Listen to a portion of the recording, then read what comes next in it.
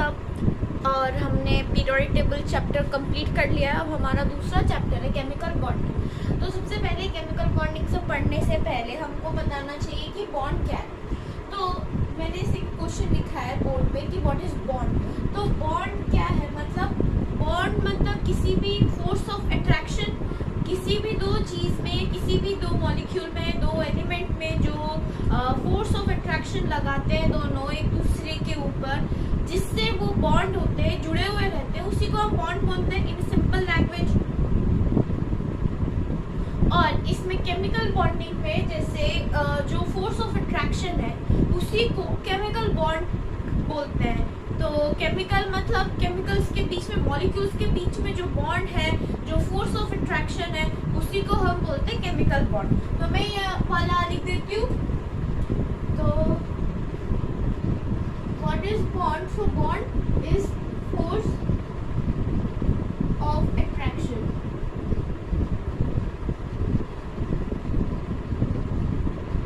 उसी को बॉन्ड बोलते हैं। और जैसे कि हम ये पढ़ रहे हैं केमिकल बॉन्डिंग वाले चैप्टर में, तो केमिकल्स का होगा, मतलब केमिकल्स मतलब मॉलिक्यूल्स के बीच में, तो इसको हम बोलेंगे केमिकल बॉन्ड।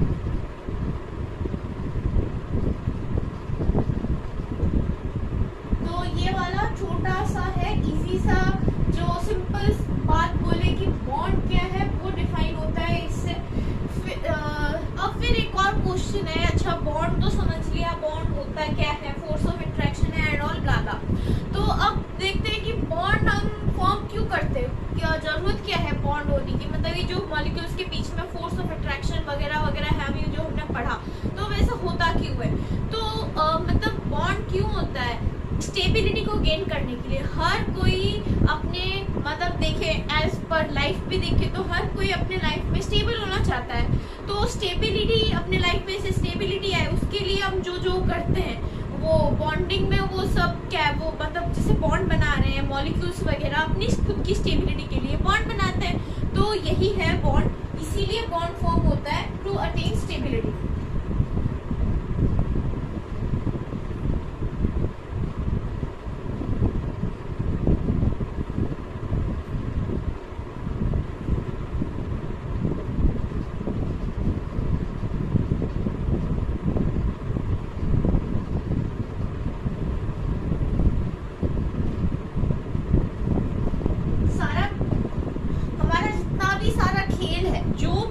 चीजें होता है, बॉन्ड हो, बॉन्ड का फॉर्मेशन होना, बॉन्ड का टूटना वगैरह एंड ऑल, वो सब सिर्फ एक ही चीज के लिए होता है, दैट इज स्टेबिलिटी। तो आप ये दोनों पॉइंट लिख दीजिए, छोटे छोटे से हैं। फिर उसके बाद हम देखते हैं अगला क्या आता है। अब मैं ये बना के दिखा देती हूँ कि जो एटम्स है वो कैसे बॉन्ड बनाते हैं। जैसे हमारे पास दो एटम्स हैं, एक तो है एटम ए और एक है एटम बी। सपोज ये वाला जो एटम है हमारा, ये है हमारा एटम ए, ये है हमारा एटम ए, इसके साथ आके जुड़ा एक और atom that is atom B, है ना। अब इन दोनों ने एक दूसरे के ऊपर फोर्स ऑफ अट्रैक्शन लगाया, दोनों की तरफ फोर्स लगा, एक दूसरे की तरफ फोर्स लगाया इन्होंने, फिर जाके इन्होंने एक मॉलिक्यूल का फॉर्मेशन किया। मॉलिक्यूल क्या होता है, दो एटम जब मिलते हैं तब मॉलिक्यूल का फॉर्मेशन होता है ना, तब जाके मॉलिक्यूल का फॉर्मेशन होता है। तो ये रहा हमारा ए और ये रहा हमारा बी। इनमें मेन बात ये है फोर्स ऑफ अट्रैक्शन।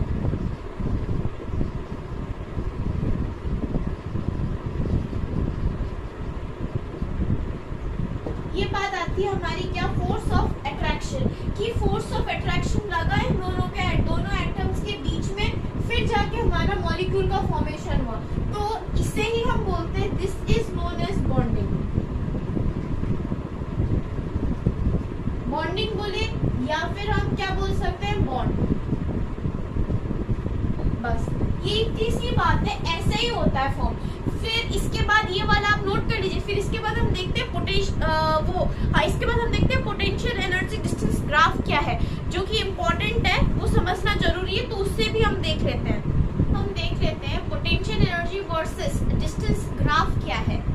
जैसे कि हमारे पास दो एटम है, एटम ए और है हमारे पास एटम बी। जैसे ये रहा हमारा एटम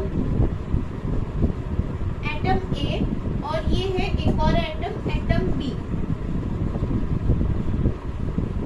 अब यहाँ पे देख रहे हैं डिस्टेंस है इनफाइनाइट, मतलब ये जो दोनों एटम है इनफाइनाइट जब हमने डिस्टेंस रखा है दोनों के बीच में, मतलब उस केस में क्या होगा, दोनों एटम एक दूसरे से बहुत दूर होंगे, यानी कि बोल सकते हैं फोर्स ऑफ जो हमारा रिपल्शन है वो ज्यादा होगा इस पॉइंट पे फोर्स ऑफ अट्रैक्शन से।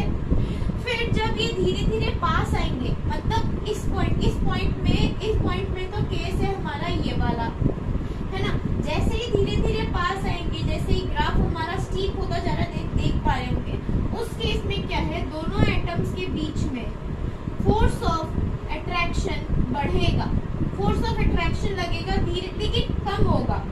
फोर्स ऑफ अट्रैक्शन इधर थोड़ा सा बढ़ा ज्यादा है एज कंपेयर टू हमारा फोर्स ऑफ रिपल्शन कम हो रहा है धीरे धीरे इस पॉइंट में। अब जैसे जहाँ पे हमारा ग्राफ सबसे ज्यादा स्टीप हो रहा है, मतलब जहाँ पे सबसे स्टीपर है, उस पॉइंट में क्या है, दोनों एक दूसरे को ओवरलैप कर चुके होंगे। ये हमारा एटम ए है और ये है हमारा बी, ये ए और ये है हमारा बी। इस केस में क्या होगा, फोर्स ऑफ अट्रैक्शन जो है बहुत ज्यादा है देन फोर्स ऑफ रिपल्शन, है ना, फोर्स ऑफ रिपल्शन। लेकिन ये इस पॉइंट के बाद जहाँ पे सबसे ज्यादा इसका हाईएस्ट पीक यहीं पे है, हाईएस्ट स्टीप यहीं पे हो रहा है, इसके बाद अगर दोनों पास आएंगे तो ये ऊपर, मतलब इस पॉइंट के बाद ना इनका रिपल्शन जो है दोनों के बीच में वो ज्यादा हो जाएगा देन फोर्स ऑफ अट्रैक्शन, फिर अलग हो जाएगी, मतलब पहले रिपल्शन ज्यादा, फिर अट्रैक्शन बढ़ा एक पॉइंट के लिए, हाईएस्ट पॉइंट के लिए, फिर अगर ज्यादा फोर्स लगेगा तो ये अलग हो जाएंगे एक दूसरे से, है ना, तो मतलब फोर्स ऑफ रिपल्शन हमारा ज्यादा हो जाएगा देन फोर्स ऑफ अट्रैक्शन। यही है पोटेंशियल एनर्जी डिस्टेंस ग्राफ। तो ये वाला ग्राफ आप नोट कर लीजिए, फिर हम देख लेते हैं छोटे छोटे पॉइंट्स क्या है इसमें, बॉन्ड लेंथ का क्या है, इस ग्राफ से पता चल जाएगा। जैसे मैं रफली बना रही हूँ, जैसे ये वाला हमारा ग्राफ था और ये हमारा वो था, पीक था ये सबसे ज्यादा, इधर सबसे हमारा फोर्स ऑफ अट्रैक्शन जो है वो सबसे ज्यादा था देन फोर्स ऑफ रिपल्शन, है ना। तो ये वाला इसका लास्ट पॉइंट था ना, इसको बोल सकते हैं हाईएस्ट पॉइंट। इधर से लेकर इधर तक ये जो है, जहाँ से रिपल्शन हमारा फोर्स ऑफ रिपल्शन ज्यादा हुआ देन फोर्स ऑफ अट्रैक्शन, जिस पॉइंट से उस पॉइंट, उतना पॉइंट होता है हमारा बॉन्ड लेंथ को डिफाइन करता है। ये हमारा होता है बॉन्ड लेंथ, इतना सा, ठीक है। अब आपसे पूछेगा कि बताओ, कोई एलिमेंट्स दे देगा, फ्लोरीन, क्लोरीन, ब्रोमीन, आयोडीन, इनमें से ज्यादा स्टीप किसका होगा ग्राफ, ऐसा पूछेगा, मतलब किसकी फोर्स ऑफ अट्रैक्शन ज्यादा होगा। तो जिसका मॉलिक्यूलर वेट ज्यादा, दैट इज आपको पता है fluorine, chlorine, bromine, iodine group में आते हैं, तो डाउन द ग्रुप जाएंगे तो उस केस में क्या है, हमारा मॉलिक्यूलर वेट बढ़ता है। तो जितना ज्यादा मॉलिक्यूलर वेट जिसका सबसे ज्यादा, उसी का ग्राफ जो है सबसे ज्यादा स्टीप होगा। यानी कि अगर मॉलिक्यूलर वेट सबसे ज्यादा है ना, तो ग्राफ भी उसका सबसे स्टीपर होगा, स्टीप ज्यादा होगा, है ना। इतना सा आपको ध्यान में रखना है। फिर हम देखते हैं बॉन्ड लेंथ के बारे में। तो बॉन्ड लेंथ के बारे में क्या है, जैसे हमारा वही फ्लोरीन वाला ग्रुप है, F2, Cl2, Br2 और I2 है। अब इसमें बोले कि बॉन्ड लेंथ का ऑर्डर बताओ, तो ये down the group increasing order में होगा। लेकिन इसमें अगर पूछे बॉन्ड एनर्जी का क्या है ऑर्डर, तो बॉन्ड एनर्जी का ऑर्डर थोड़ा सा एक्सेप्शन है, इस केस में चेंज होता है एनर्जी के केस में। तो एनर्जी के केस में क्या होता है, ये जो हमारा फ्लोरीन है ना, ये ब्रोमीन के बाद आ जाएगा, यानी कि क्या होगा, Cl2 है, फिर उसके क्लोरीन सबसे ज्यादा, फिर Br2 है, फिर फ्लोरीन है और फिर है लास्ट में अपना आयोडीन। तो ये वाला इधर थोड़ा सा चेंज हो जाता है। बाकी बॉन्ड लेंथ जो है वो रेगुलर ऑर्डर मतलब इंक्रीजिंग में है, और ये हमारा बॉन्ड एनर्जी का थोड़ा सा एक्सेप्शन है, चेंज हो जाता है बस। और ये वाला पॉइंट आपको ध्यान रखना, मॉलिक्यूलर वेट ज्यादा तो ग्राफ ज्यादा स्टीपर होगा। तो आप इधर तक का ये छोटे 3 पॉइंट है, ये भी नोट कर लीजिए और ये वाला भी बना दीजिएगा वही उसी डायग्राम में एंड करके। तो इधर तक लिख दीजिए, फिर हम दूसरे पार्ट में चलते हैं। फिर हमारी बात आती है कि हमारा जो केमिकल बॉन्ड है वो कितने तरीके के का होता है। तो केमिकल बॉन्ड जो होता है दो तरीके का होता है। कोई भी बॉन्ड जो है वो दो तरीके का होता है, या तो बॉन्ड जो है वो स्ट्रांग होगी या तो वीक होगा। जैसे हमारे लाइफ में भी देखते हैं किसी किसी के साथ हमारा बॉन्ड बहुत स्ट्रांग होता है और किसी के साथ बहुत वीक होता है। तो उसी तरह इसमें भी वैसे ही होता है कि स्ट्रांग होता है और एक होता है वीक। अब देखते हैं कि स्ट्रांग बॉन्ड किसे कहते हैं। अगर हमारा जो है स्ट्रांग बॉन्ड में मतलब जो बॉन्ड मतलब एनर्जी जो है वो 42 किलो जूल पर मोल से ज्यादा है बॉन्ड का एनर्जी, और या फिर 10 किलो कैलोरी पर मोल से ज्यादा है, तब तक स्ट्रांग बॉन्ड फॉर्म होगा। अब ये जो स्ट्रांग बॉन्ड है ये भी तीन तरीके के होते हैं। एक तो होता है आयोनिक, मतलब बॉन्ड जब ट्रांसफर ऑफ इलेक्ट्रॉन से फॉर्म हो तो उसको बोलते हैं हम आयोनिक। फिर होता है शेयरिंग का, उससे तो इक्वल शेयरिंग है तो कोवेलेंट, अनइक्वल है तो कोऑर्डिनेट। फिर है मेटालिक बॉन्ड है। फिर उसके बाद हमारा वीक। तो पहले एक पार्ट में हम देख लेते हैं स्ट्रॉन्ग बॉन्ड और इन तीनों की डिफाइन कर देती हूँ, समझा देती हूँ। फिर अगले पार्ट में हम देखेंगे कि ये वीक बॉन्ड क्या होता है और उसके अगर टाइप्स है तो वो क्या क्या है। तो आप ये वाला इधर तक नोट कर दीजिए। फिर हम देखते हैं कि हमारा स्ट्रॉन्ग बॉन्ड मतलब आयोनिक बॉन्ड क्या है। हम आयोनिक बॉन्ड जो स्ट्रॉन्ग बॉन्ड है उसे देखने से पहले ये भी चलो देख लेते हैं कि वीक बॉन्ड में आता क्या क्या है।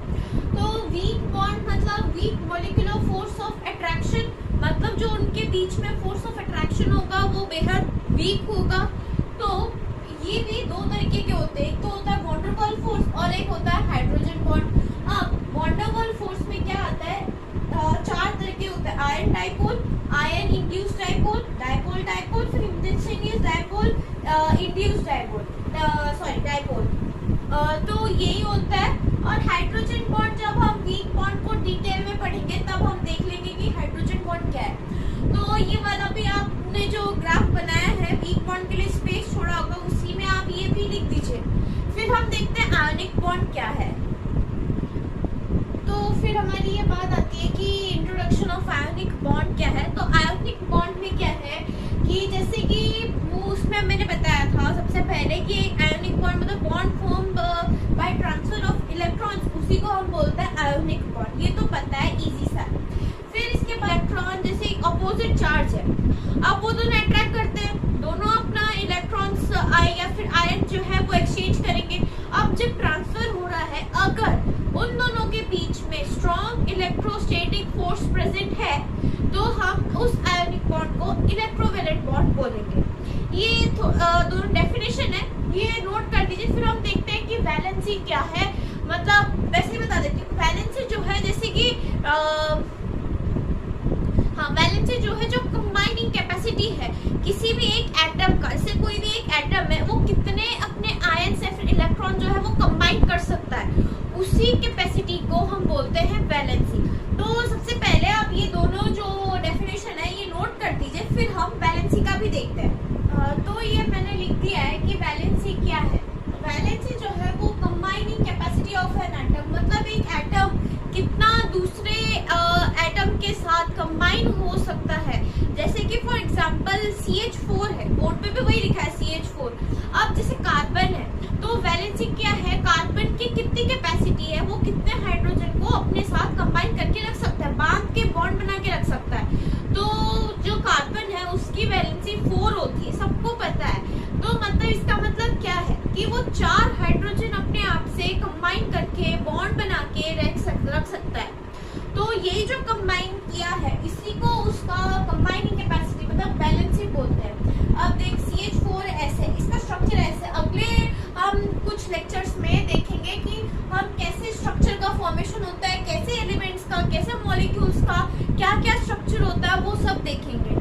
तो आप पहले ये वाला वैलेंसी नोट कर दीजिए, फिर हम देखते हैं कि वैलेंसी के बाद क्या है। फिर हमारी बात आती है कि इलेक्ट्रोवैलेंसी क्या है। तो इलेक्ट्रोवैलेंसी होता क्या है, जैसे कि नंबर ऑफ इलेक्ट्रॉन्स है जो कि ट्रांसफर हो रहा है बाय एन एटम या फिर ग्रुप ऑफ एटम के थ्रू, उसी को हम बोलते हैं इलेक्ट्रोवैलेंसी। अभी जो इलेक्ट्रोवैलेंसी है वो दो तरीके के होते हैं, तो पॉजिटिव होगा और एक होगा नेगेटिव। तो पॉजिटिव इलेक्ट्रोवैलेंसी क्या है कि उसको हम बोलते हैं कैटायन, और जो नेगेटिव वाला होता है उसको हम बोलते हैं एनायन। अभी जो पॉजिटिव पॉजिटिव वाले में एल्कालाइन मेटल्स के बारे में अगर देखें तो उनकी कितनी वैलेंस होती है 1, एल्कली अर्थ मेटल की 2, और एल्यूमिनियम की होती है 3, Fe2 की होती है 2, Fe3 की 3 और NH4 की कितनी होती है 1। अब ये जो एनायन है इसमें क्या है, हैलाइड्स जो है वो 1 है, ऑक्साइड्स का 2 होता है, नाइट्राइट का 3, सल्फेट का 2 जो कि SO4 2 माइनस होता है, पेरोक्साइड का 2, सुपर ऑक्साइड का होता है 1। फिर हमारी बात आती है कि कुछ प्रॉपर्टीज है आयोनिक बॉन्ड के, वो देख लेते हैं क्या है। जैसे कि सबसे पहली प्रॉपर्टी होता है कि आयोनिक बॉन्ड जो है वो नॉन डायरेक्शनल होता है। फिर उसके बाद आता है कि जो आयोनिक बॉन्ड, फिर उसके बाद आता है कि जो हमारा आयोनिक बॉन्ड है वो एक लैटिस के फॉर्म में एग्जिस्ट करता है। फिर उसके बाद बात आती है कि हमारा जो आयोनिक बॉन्ड है उसका हाई मेल्टिंग पॉइंट और हाई बॉइलिंग पॉइंट होगा, और ये जो है अपनी कंडक्टिविटी शो करता है कि स्टेट में, मोल्टन स्टेट में। तो ये कुछ 5 हमारे प्रॉपर्टीज है, इधर ये वाला आप नोट कर दीजिए। फिर हम देखते हैं कि क्या क्या फेवरेबल कंडीशंस होते हैं आयोनिक बॉन्ड के फॉर्मेशन के लिए। ये कुछ फेवरेबल कंडीशंस है आयोनिक बॉन्ड के लिए। तो सबसे पहला है कि अगर हमारा मेटल है तो उसके लिए जो हमारी आयोनाइजेशन एनर्जी होगी वो लेस होगी। अब फिर नॉन मेटल के लिए जो बॉन्ड डिसोसिएशन एनर्जी है, मतलब बॉन्ड को डिसोसिएट करना या फिर बॉन्ड को तोड़ने की जो एनर्जी है वो लेस होती है। नॉन मेटल के लिए उसकी इलेक्ट्रॉन एफिनिटी ज़्यादा होती है, लैटिस एनर्जी ज़्यादा होती है। तो ये वाला भी आप नोट कर दीजिए। फिर आज पूरे लेक्चर में हमने देखा आयोनिक बॉन्ड के बारे में। आज के लिए इतना, फिर हम अगले लेक्चर में स्टार्ट करेंगे अगला जो पार्ट है उसको। तो तब तक के लिए इसको आप पूरा रिवाइज करके रखिएगा अच्छे से, क्योंकि अगर नहीं करेंगे तो भूल जाएंगे। और साथ ही साथ जो पीरियोडिक टेबल जो मैंने पढ़ाया है पिछले लेक्चर तक, पूरे 5 पार्ट, वो पूरी प्लेलिस्ट मैंने बना ली है, उसको आप देख लीजिए।